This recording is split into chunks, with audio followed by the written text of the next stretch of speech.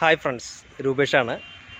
കഴിഞ്ഞ ദിവസം വന്ന ഒരു സംശയമാണ്, ഡിജിറ്റൽ പ്രൊഡക്ട്സിന് GST എങ്ങനെയാണ് അപ്ലിക്കബിൾ ആവുക എന്നുള്ളതാണ് സംശയം.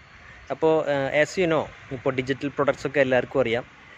സർവ്വസാധാരണമാണ് ഈ ബുക്സുകൾ, അതുപോലെ തന്നെ ഓൺലൈനായിട്ടുള്ള ട്രെയിനിങ്ങുകൾ, അതുപോലെ എന്താ പറയുക, മൊബൈൽ ആപ്പുകൾ, ക്ലൗഡ് സ്റ്റോറേജ്, ഒരുപാട് തരത്തിലുള്ള ഡിജിറ്റൽ പ്രൊഡക്ട്സ് ഇപ്പോൾ നമുക്ക് സർവ്വസാധാരണമായിട്ട് അറിയാം.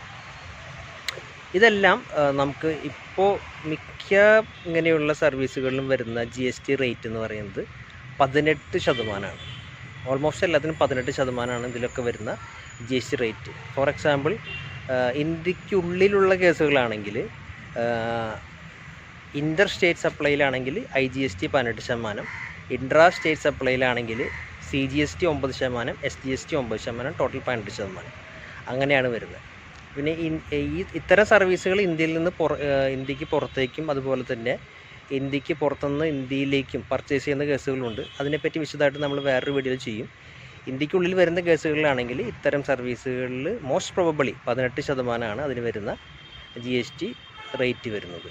ഓക്കെ, ഇത്തരം കാര്യങ്ങൾ കൂടുതൽ അറിയാനായിട്ട് നമ്മുടെ ചാനലിലായിട്ടുള്ള KP Tax India YouTube channel നിങ്ങൾക്ക് സബ്സ്ക്രൈബ് ചെയ്യാം. Thank you.